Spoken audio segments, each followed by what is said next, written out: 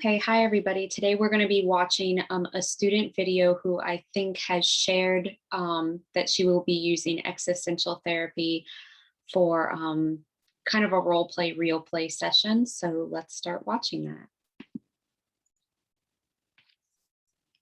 Okay, just for the purposes of the assignment, I'm stating that I'm using Existential. And then we can begin. Okay. So how are you doing today? I'm doing pretty good. Thanks for asking. Okay. So what brings you in? Well, I guess I'm not really doing pretty good, or wouldn't be here, right? I mean, that's really to be honest. I mean, look, I'm just struggling with a lot of stuff right now. My mom passed away of COVID in March, and I mean that's been a year now. I'm just realizing that, like, wow, a few more weeks it'll be a year. And she was in a nursing home. She has Alzheimer's, and they locked the nursing homes down. We couldn't visit. And, you know, she died. And, they called me and told me she was dying, but wasn't able to go there and be with her, and no funerals at the time. So it was just a weird time, the whole weird thing with my mom. I took care of her for years. She lived with me for years after my dad died, until I couldn't really handle the level of her needs with Alzheimer's anymore. And so, a lot of guilt about that, and having to put her in a nursing home, but fast forward, to like Christmas. So it was nice, right? Like, we finished our semester before Thanksgiving, I think it was, and I didn't get a break because it was just nothing to do during those holiday times but to handle my mom's business that we had been putting off forever. So it was like sessions had to be done, getting all of this, information together, making sure the state was, all the bills were paid off, and my sisters, like, because I'm here and they're there, and like in Lafayette, and I'm doing everything. I really want to take a minute to praise this student that you can see on the right who is counseling the role-playing client on the left. Even though she has a client who seems really engaged, talkative per session, she is really not jumping the gun and using her skills of silence and kind of using those facial expressions and small encouragers like, So I really appreciate her kind of not jumping in as he's retelling this narrative. This in, and there's the pressure to get her house fixed up, put on the market, and estate sale. And I mean, here we were for Thanksgiving, and literally we were cleaning her closets out. Wow. And it wasn't a good time. And that just went straight on into another semester. And I just don't feel like I've even recuperated, and it's just affecting everything. It's affecting my ability to buckle down and do what I have to do. Yeah. So you mentioned working through all the estate things. Is that piece complete now? No. Still working through that? No, I don't because we were hoping to get it all done before. I'm wondering if maybe a summary or a reflection of feeling might have worked better here than a question about the content. So I would even go back and maybe challenge him on when he first comes in and he says, I'm doing fine. It's been a good week. And then he even challenges himself and says, well, actually, I'm not fine. And these are these reasons why I'm not fine. So I think I would have preferred to see maybe a reflection of feeling about this grief, or maybe a summary about everything that he's said so far about this change and what he's been through starting up the semester again? The semester started, Mhm. and like for Mardi Gras, what was I doing? I was out there working on her house, and you know, uh, she basically every penny that she had was used up in her care. And thank God she doesn't have any, like, we don't owe anything, you know, but we don't have any money either to like, uh, in her house needs a little bit more stuff. So we're all putting up our personal money and keeping track of it to get the house. We had it appraised. So that was the last thing, but we can't put it on the market till we get like some more repair work done. And it's a big piece of property. It's like 2 acres in a house. And so, and the sad thing is like it's 3 houses down from me. So that it's always there to remind me. Like every day when I pull up, I see it.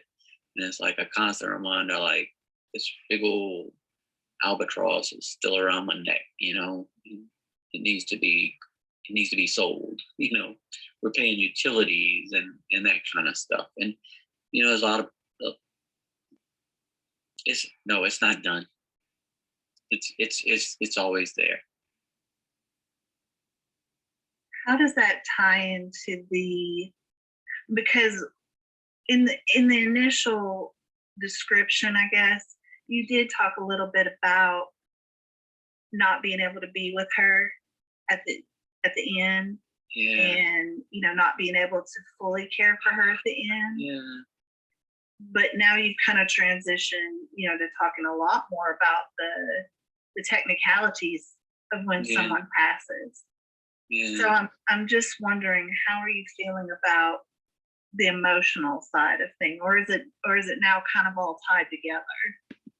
So, although I might have asked the question a little bit differently, I think that she is on a best practices track for when dealing with grief. We want to focus maybe on what's happening in the body first, what's happening with your emotions first, before we kind of tackle the narrative of that grief.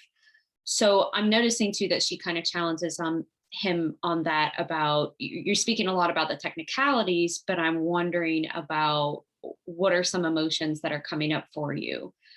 If I were taking an existential approach, he uses the term, it feels like an albatross around my neck.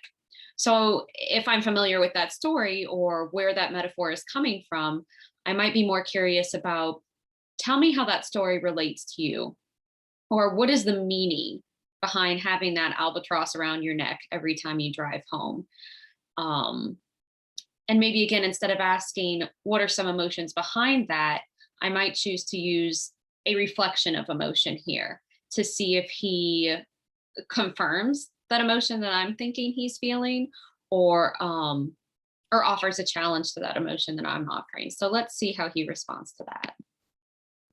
No, I'm a very emotional person. I wear my emotions on my sleeve.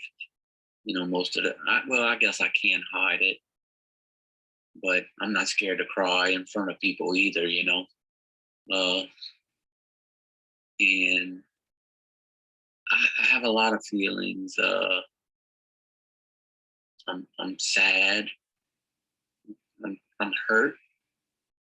Uh, sometimes I want to blame like everybody else for everything. Uh, I just don't think there's this big old sense of it. It's just not fair. It's just not fair. When I get a text from my sister and I'm in the middle of like school, Mhm. and I get a text from her like, uh,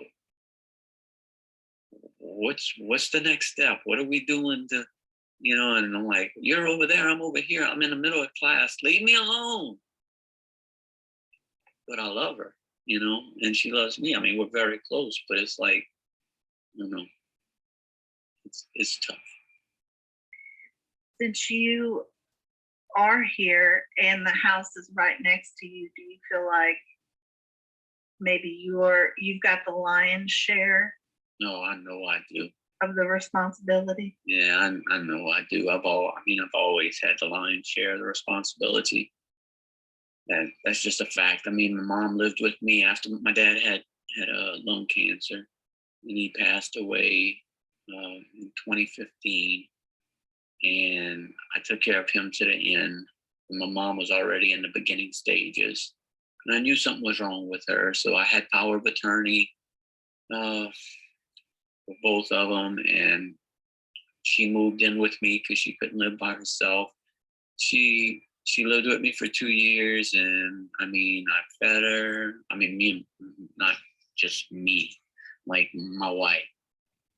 We fed her. We took care of her. We got her to appointments. We did everything until finally it just got so bad. I finally spoke up and said, "I need some help here."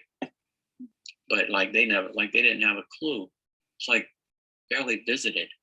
I think it was easier for them. I'm not blaming them, but I think it's just easier, out of sight, out of mind.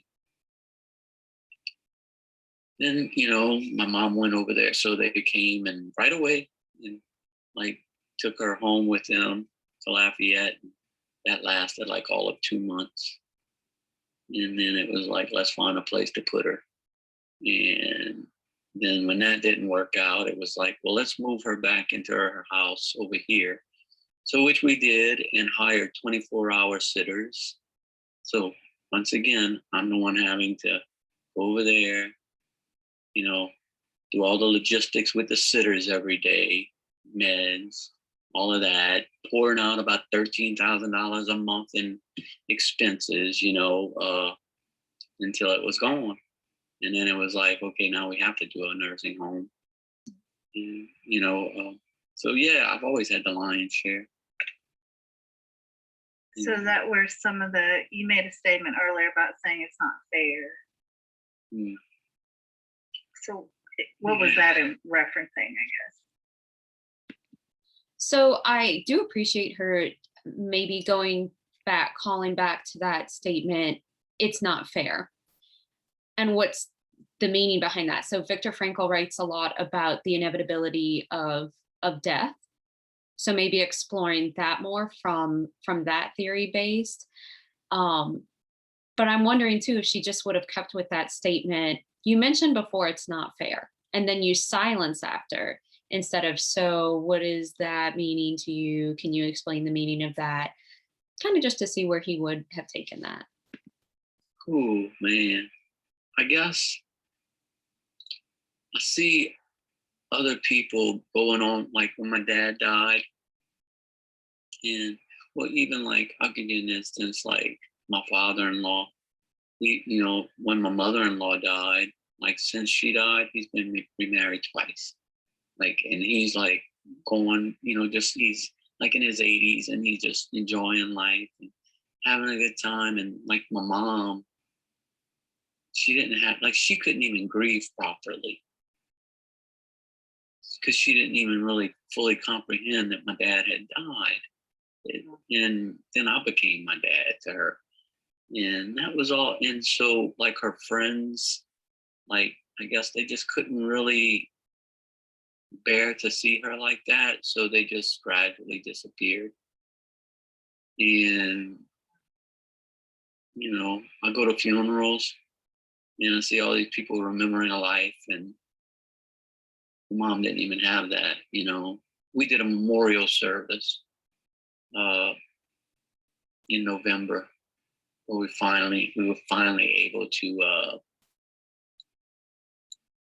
like just go to the cemetery and say goodbye. But it wasn't. So yeah, it's a deep sense of I guess when I say it's not fair, like that's what I mean. Like life is, and I know life is not fair. That's true. It just hurts that she didn't have that. She didn't even have a social network left to remember her life besides us, her kids and her grandkids. you know, it's disappointing. Not, I don't know if disappointing is the right word. I guess it is the right word. I'm disappointed. I am disappointed. I'm disappointed at some of her friends, that weren't there. So yeah, I have so much to let go with this. I don't want to be a bitter person. You know what I mean? And I guess sometimes, like, if I could blame other people, then maybe I'm not blaming myself.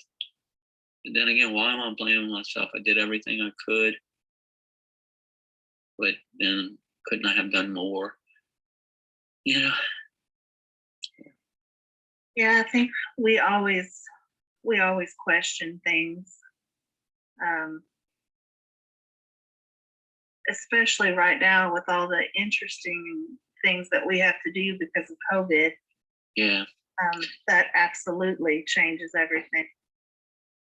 Yeah, I mean, I'm wondering if maybe focusing on the universality of his feelings, or again, I'd like to see just one reflection of feeling, because it seems like there's a lot of conflict, or conflicting statements that he's giving. So for instance, I do blame this person, but I don't want to blame this person. um this is unfair, but I know life isn't supposed to be fair. So just maybe some conflicting beliefs. So I'd be more interested to explore maybe what the meaning of that is for him, or what, when he says that he's disappointed, what I'm curious about is how are his expectations different from the realities of his mother's death. So I'm wondering if maybe again a reflection of feeling could have worked well here. it does. So much different mixed emotions with all of that stuff. I mean, because it took my mom's life in the end, but she would have died anyway. I mean, her body was shutting down. She was forgetting how to eat. You know, she she would, like, I think the last time I saw her was 2 days before they locked, like they closed the nursing homes and didn't allow any visitors to go in. And I know, like, I fed her, and like I literally have to take her mouth and move it, like, cause she, to like kind of prime her, and she'd be like, okay, now I know what I'm supposed to do with this. you know? So it was a matter of time, but still, I guess when I look at that, like, yeah, it does take lives, but I also want people to keep living their lives, not to live in fear. You know. Yeah. Yeah. Yeah. So I mean, it it all it all affects me. Like, it's all in there. Um,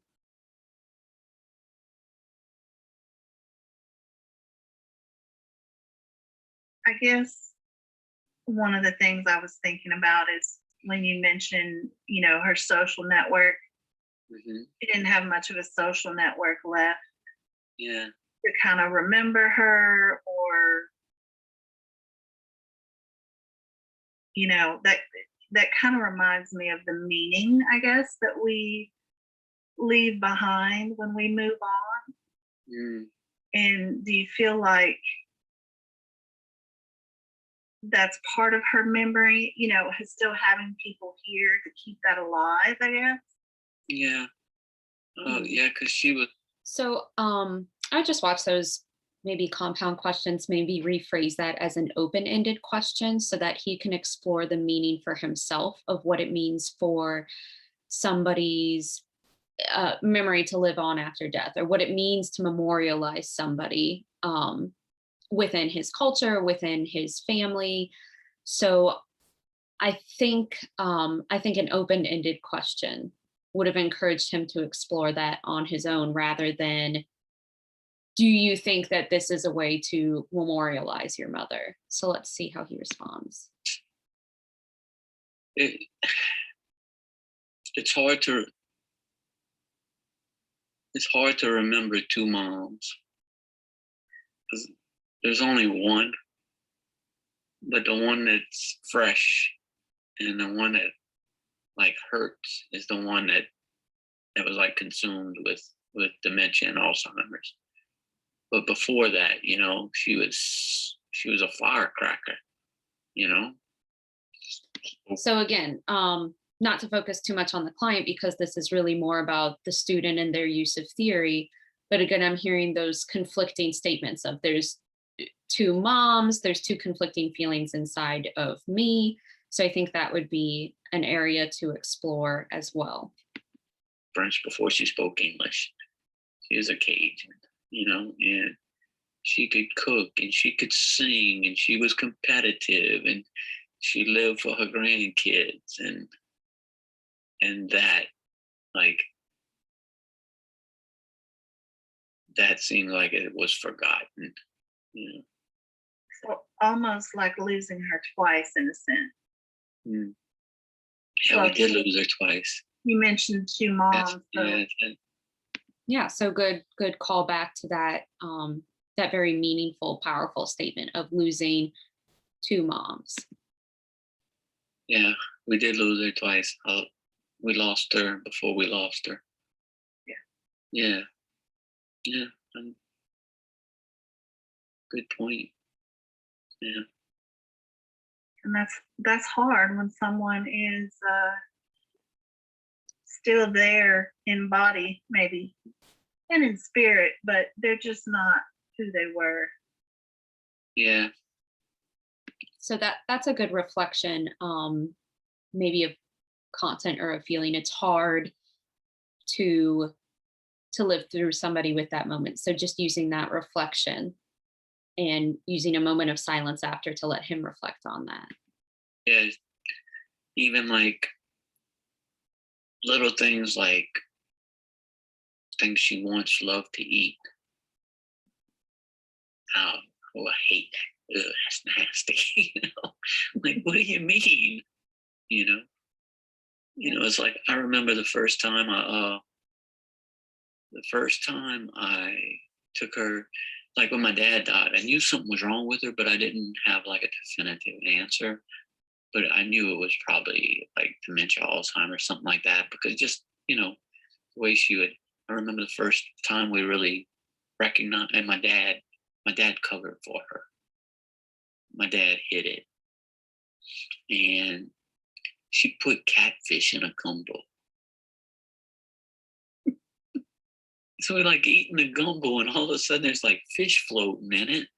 And I was like, Mom, you put fish in your gumbo? And then she got like mad, like, if I want to put fish in my gumbo, I'll put fish in my gumbo. So it was like we knew something was up then, And when I went to And so just from a multicultural standpoint too, because these students are going to the same university and he mentions that his mom is Cajun, that is a moment for building rapport where she kind of laughs and understands that maybe that's an unusual practice from his region to put catfish in a gumbo. So if I were a counselor, maybe from another region or from another culture, I might have to ask for some clarification about that. But it looks like that could be a moment for rapport building and to build on your own multicultural competency. I went to the neurologist with her. And I had the power of attorney, and I said, I want to know what's going on.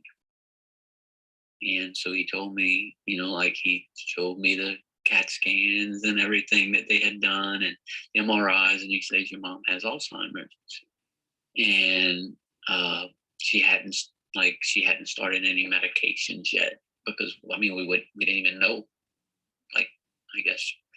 So I don't know why they weren't treating it when my dad was still alive. But anyways, they ask these questions. It's kind of like a mental status exam, It is a mental status exam, I guess, in some ways. And they ask all these questions, and I'm sitting there listening, and my mom was still like very functioning, It's like, what am I holding? What am I holding up, Miss Norma?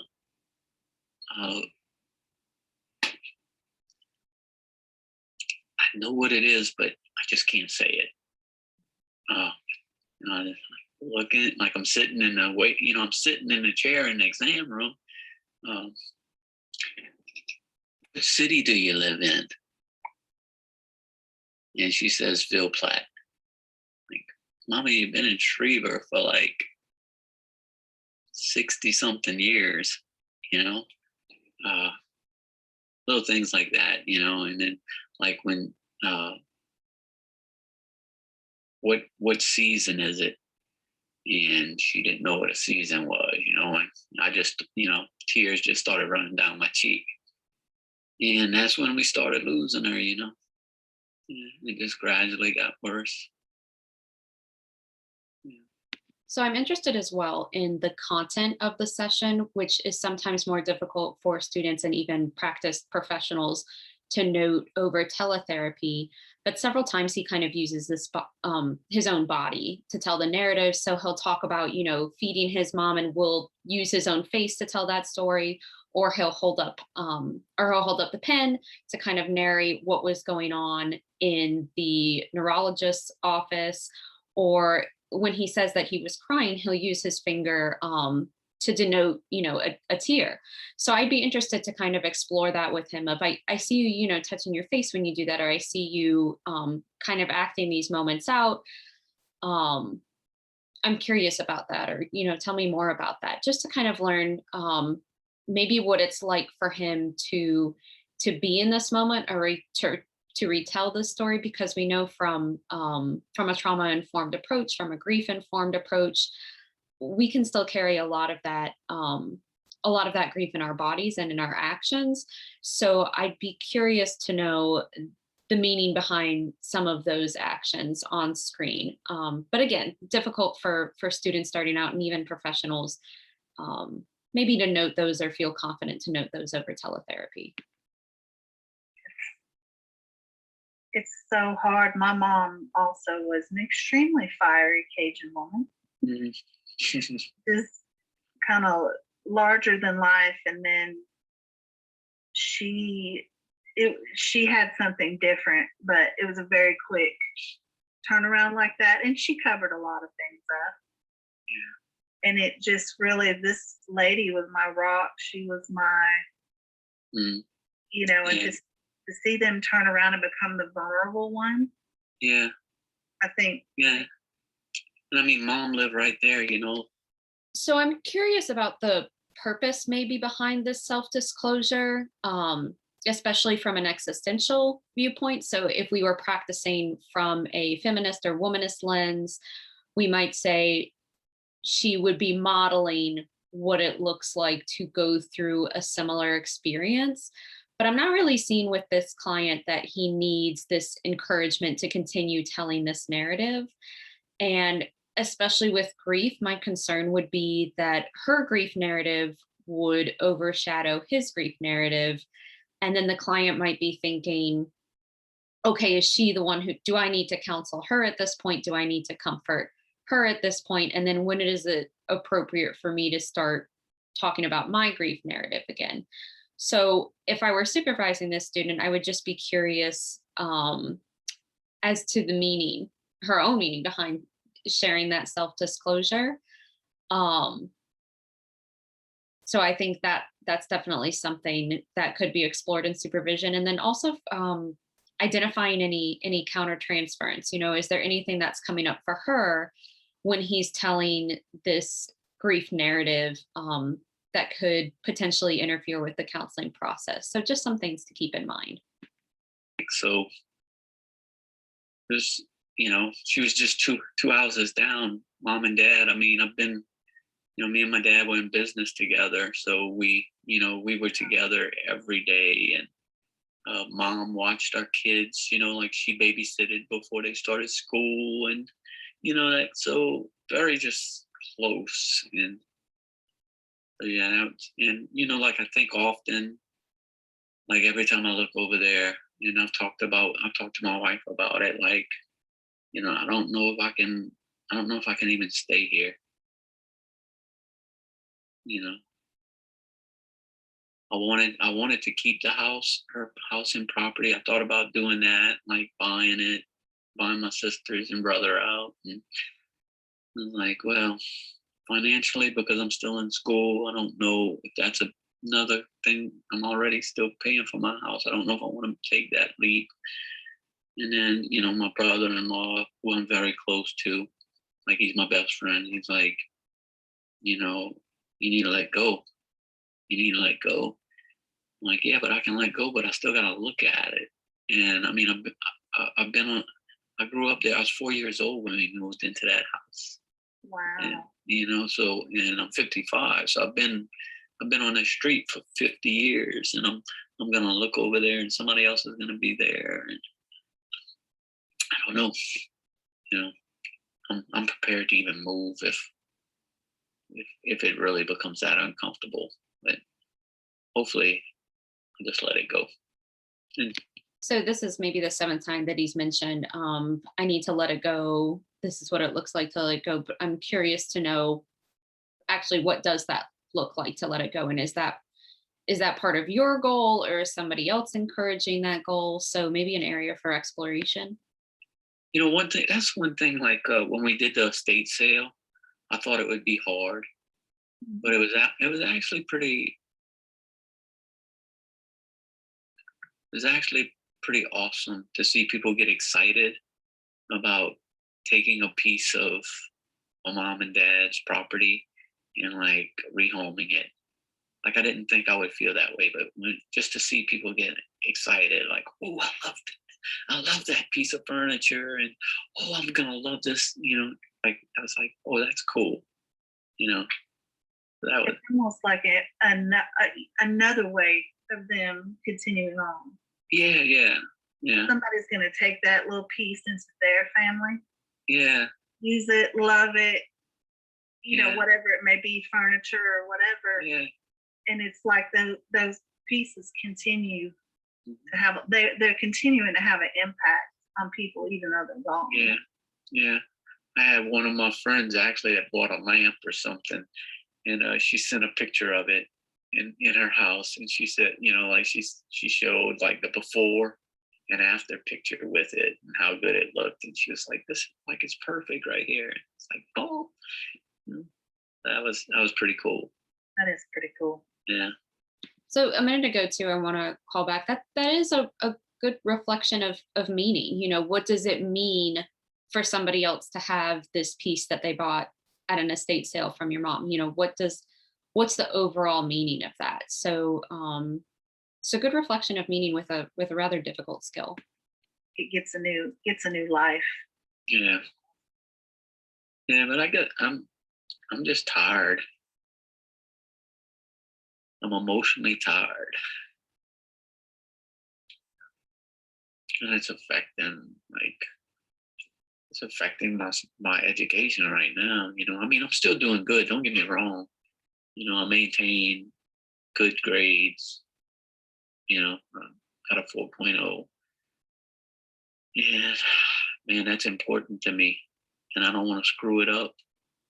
Uh, but yeah, it's affecting like my organization, and I'm usually so organized, and like usually like these assignments would have been out the way early.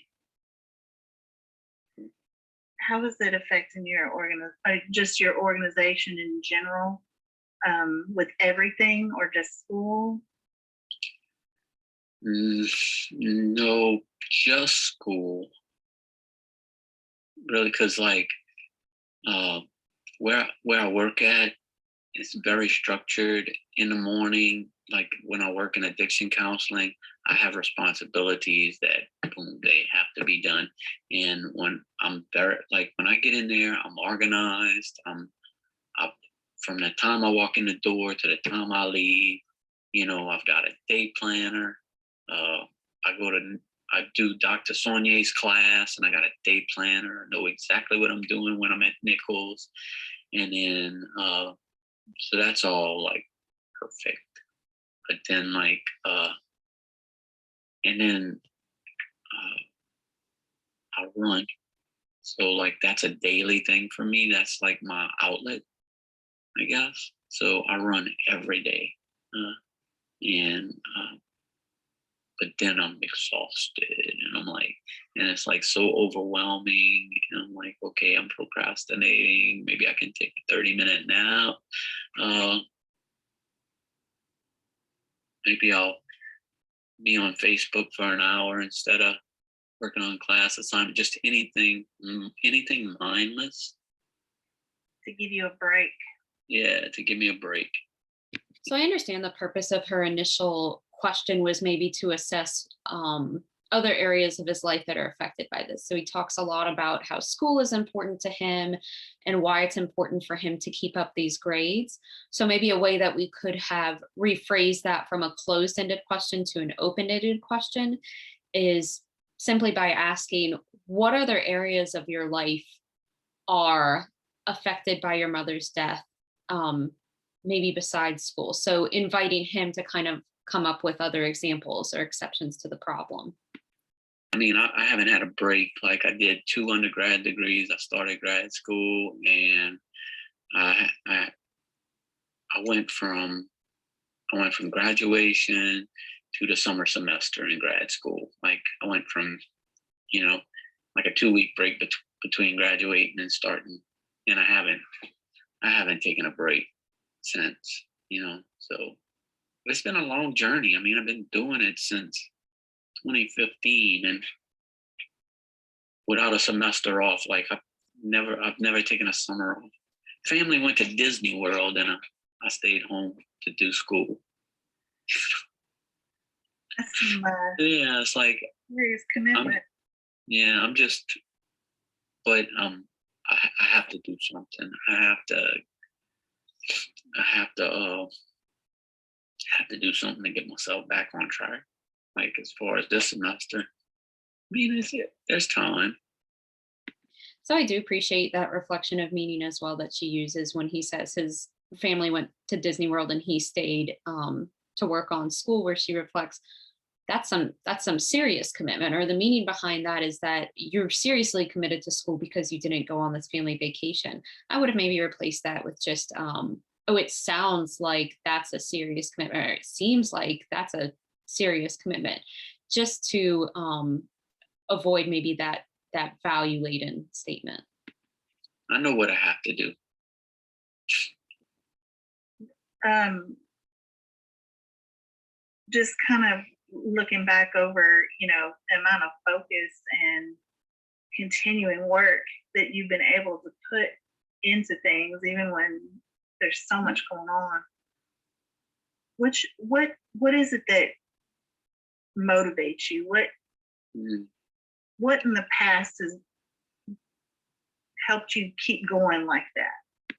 So that's a good existential question to ask is, what in your past is kind of motivating to you now? What are some other examples of hardships that you've had to go through that can maybe inform your current experience? I would have maybe just avoided asking that in a compound question. So asking the first question using a moment of silence, a moment of reflection. Then when he's given the opportunity to reflect, maybe following up with that question of what in your past can inform your current experience. But otherwise a good use of theory. Well, I'm a very driven person, like goal oriented, Marine Corps veteran. So like discipline. I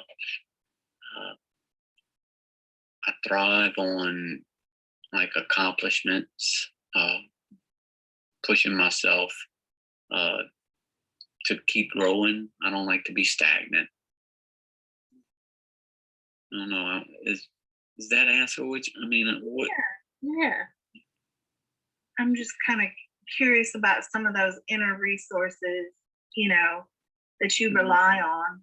Yeah, I mean, I want to be. I guess sometimes maybe I want to accomplish things that. And that's a good question too. I'm curious about, or a reflection rather, I'm curious about what inner resources that you rely on. That they mean a lot to me. Like, I went straight into Marine Corps from high school. Probably should have went to college instead. and then done both of them. Going to, like, I could have been an officer. Uh, I love the Marine Corps, uh, but I always regretted not having that college education. So I spent my life like working by the sweat of my brow, and manual labor, construction. Then me and my dad built a company and did all of that. But finally, like, I couldn't.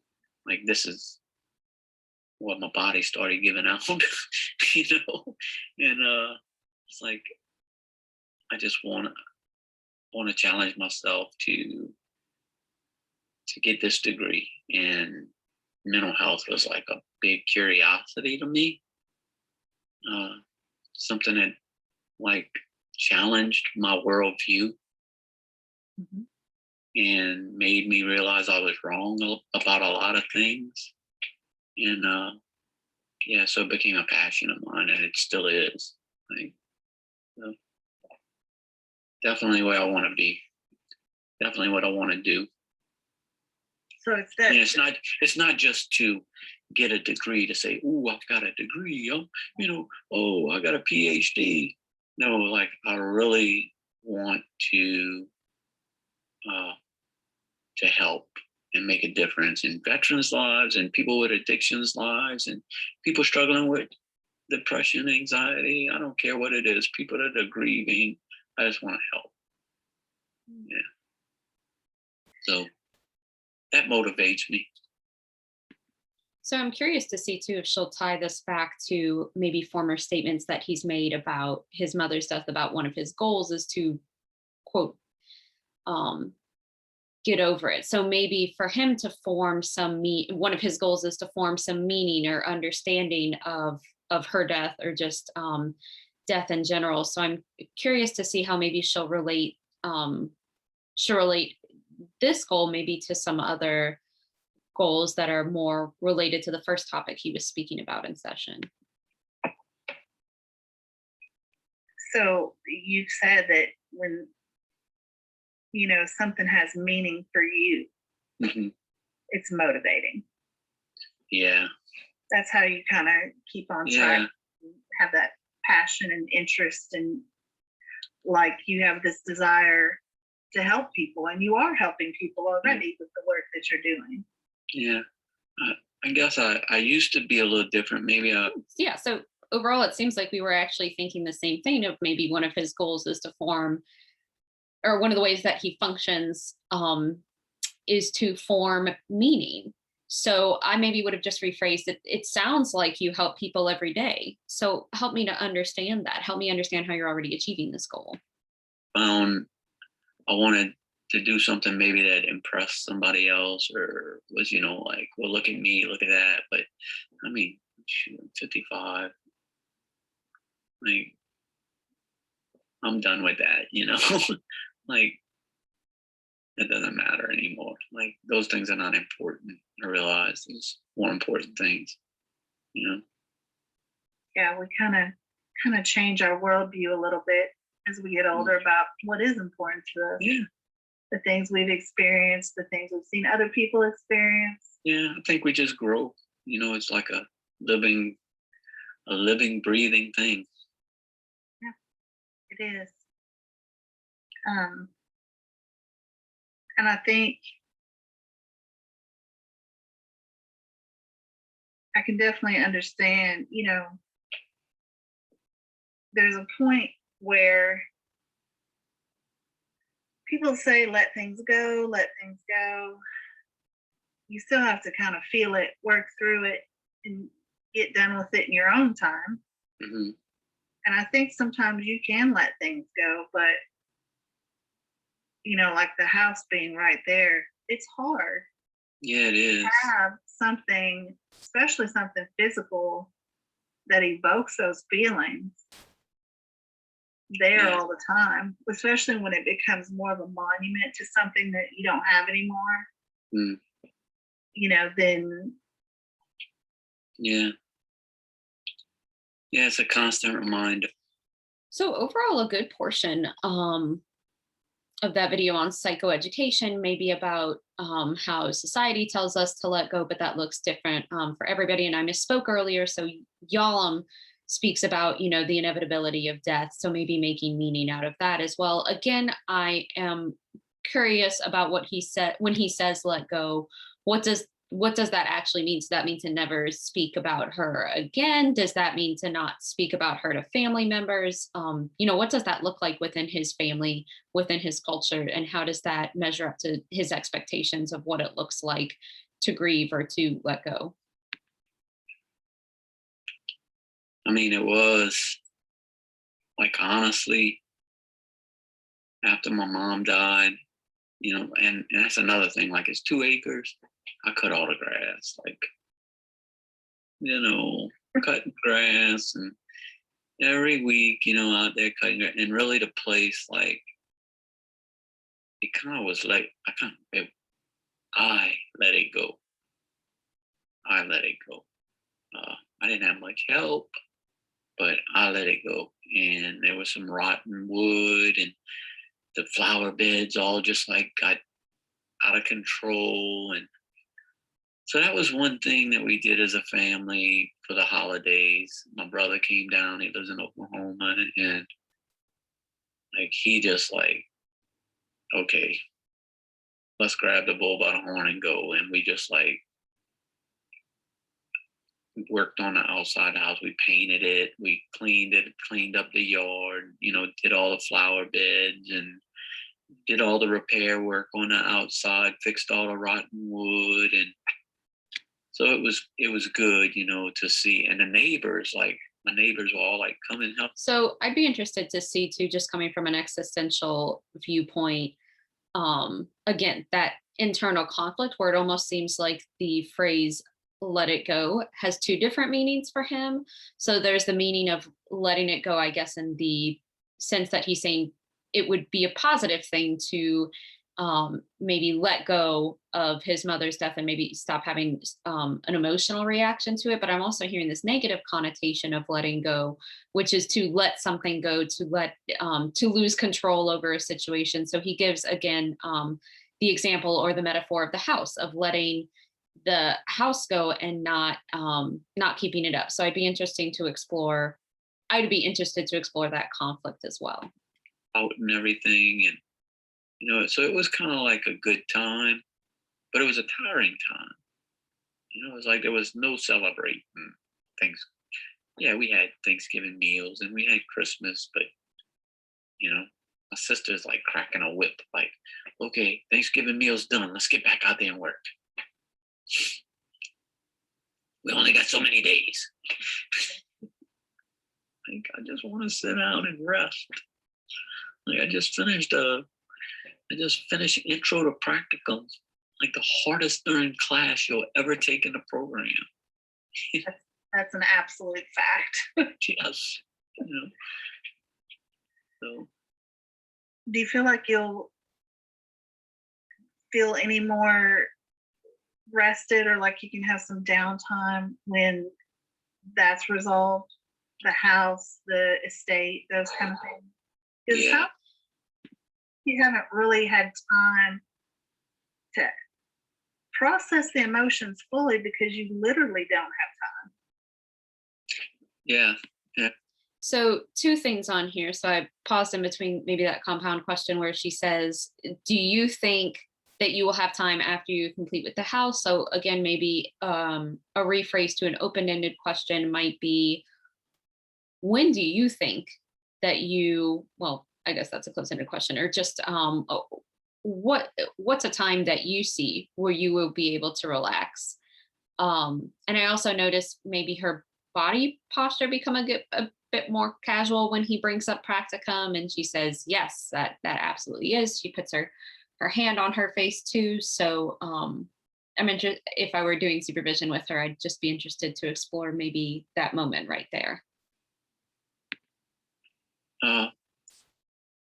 I mean, I grieve. I'm not a person that like holds on to grief. Like, I'm not gonna like dwell. Like, I'm not the kind of person that's gonna be like, So I well, can't tell right there if she's saying good or yeah, or just a kind of encourager. So maybe we want to watch that encourager when he's saying, I'm um I'm not very good at grieving. She says, okay, good. Yeah. We just want to watch those encouragers that we're not encouraging a certain type of behavior or a certain type of grieving. So we want to make sure that we're remaining objective. But maybe I'm mishearing her over the video as well. which the 4th year anniversary of this, and like balloons, like, that's not me. I mean, there's nothing wrong with that, but like, I am able to let go. Yeah, I am still like, I do get choked up when, even as we talk, it's emotional for me to remember. But I don't have to remember, and I don't like dwell on it. It's just that thing right there, that house over there is like, it's like this huge boulder that's in the way that needs to be like done, and I don't want to deal with that. And it's it's like it's like a shadow over everything. That makes sense. Yeah, it does. Yeah. And I mean, I'm excited that like we're planning a trip as soon as the semester's over. Like, we're gonna go to Florida and spend a week. We got a condo, and we all going. Like, my kids are all gonna be there. My son is married, him and his wife, and my daughter is gonna be her senior trip, and her boyfriend's coming, and my other son and his girlfriend. So it's gonna be a great time. So I'm looking forward to that. And then, like, I'll get back and I'll start the summer semester again. At least you have a brief reprieve there. Yeah. Well, I only have 2 classes left. Like, besides internship, I just have 2 like actual classes. So shouldn't be too bad. Goodness. So it sounds like maybe the meaning for him for that trip would be finally having that rest that he says he is needing and deserving of right now. So that might be a way to kind of tie back in the themes that were spoken about earlier in session of, it seems like you've gone through this really difficult time, and this vacation is kind of representing this this endpoint for you, or this rest of, okay, I've made it. I've made it through this moment. Yeah. Well, I mean, it sounds like you have a pretty solid I can't even think of the word I'm trying to say. Sometimes Zoom is not my best friend. No, it's not. It's not as authentic as we can be. But Yeah, but I get you. Um, yeah, I just I would really like to sit in a room with people, and I too am Cajun, and I would like to do this a lot, and do this, and Yeah. she's probably going to watch my video and be like, So that kind of maybe takes it out of the moment for a minute, because he starts to comfort her and say, oh, Zoom is so difficult, it's so difficult to use. But I guess as an objective person who's watching this video, I'm not really seeing maybe the tech issues that they're speaking about. And I'm wondering if she can't think of the word that she's thinking of, or think of the reflections she's thinking of, if maybe just taking a moment and saying, I'm just taking a moment to process what you've told me. You've given me a lot to think about. I'm just taking a moment to make sure that I understand what you're saying. And I want to make sure I reflect back exactly what you're telling me.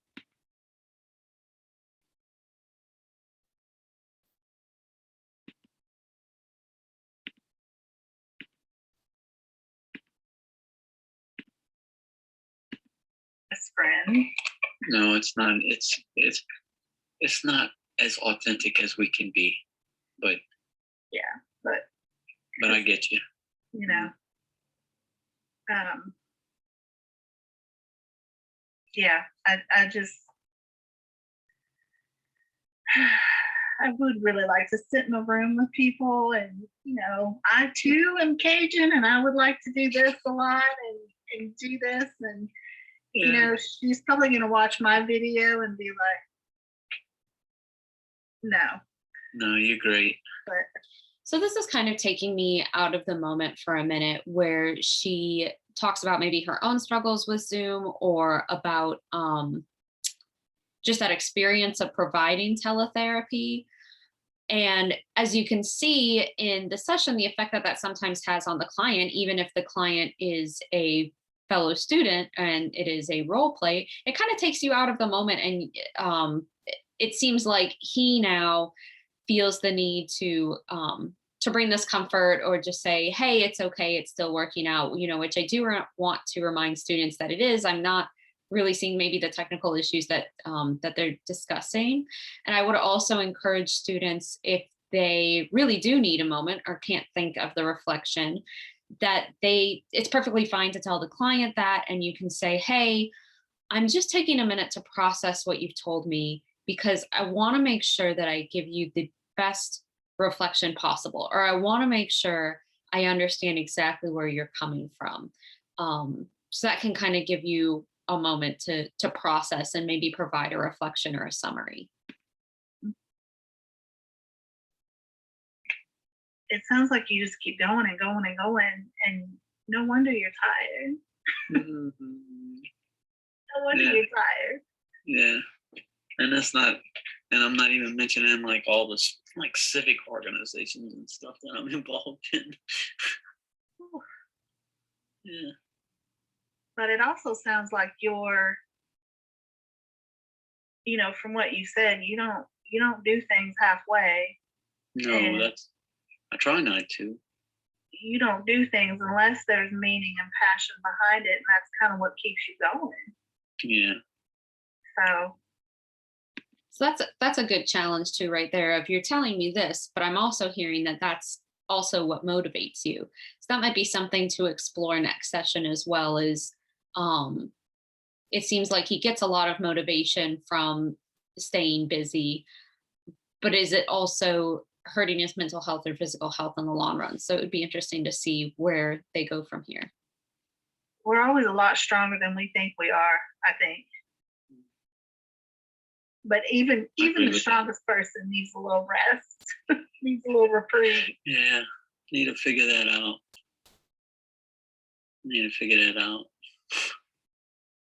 What would that look like for you if you could ideally get a little break? What would that be like?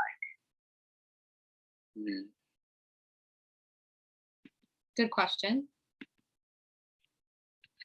First of all, it would have to look like everything's done. Like that needed to be done. Like I would not be able to really relax anywhere knowing that I still have some unfinished business. And then if that would look like the house is sold and that's what that would look like, and the semester is done, and then it would look like the Smoky Mountains. A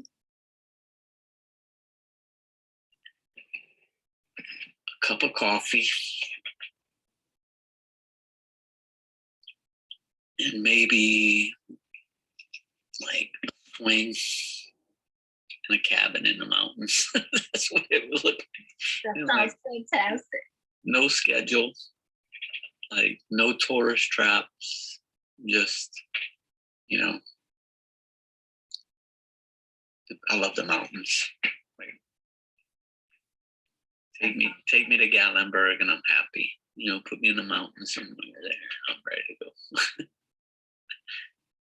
That sounds But the beach will be nice too. So hopefully that'll be done by the time we hit the beach. Otherwise, I'll be sitting on the beach guilty about what I should be home doing. Thinking about what should be going on instead of Yeah, I don't know if waiting. I don't think I like ruminate on it. Like I'm not sitting there on the beach going, "Oh, I should be," but it's still there. Yeah, it's always Like, back here. it's that Like, shadow. It's that shadow. well, is there anything else that you would like to talk about? No, it's good to just like unload. Yeah. So I think like this does a lot of good too. You know. Well, I thank you for sharing that with me. Yeah. Thank you for listening. So as they're coming up on the end of session, I kind of just want to give maybe some feedback overall. So especially when the last part, if you are ready to end a session, I would not necessarily invite the client. Is there anything else that you wanted to talk about when we have about a minute left? So maybe at the 10-minute or 5-minute mark, asking, is there anything that jumped out to you in session today while we were talking? Is there anything that that you became aware of in session today? Or is there anything that you feel that I misunderstood? So just doing kind of that final check-in, and then summarizing the session, or have even more empowering, having the client summarize maybe what they spoke about. Just when thinking about this session overall, maybe the self-disclosure about her own grief, I'd be curious about the purpose behind that sharing, how it might affect future sessions with this client. But overall, a good example of how searching for meaning and using existential therapy can be used to understand how, especially with this client, how he creates his own meaning, and may use that with his grief or other challenges that come up for him. So overall, good example of some existential therapy and some questions that promote existential reflection.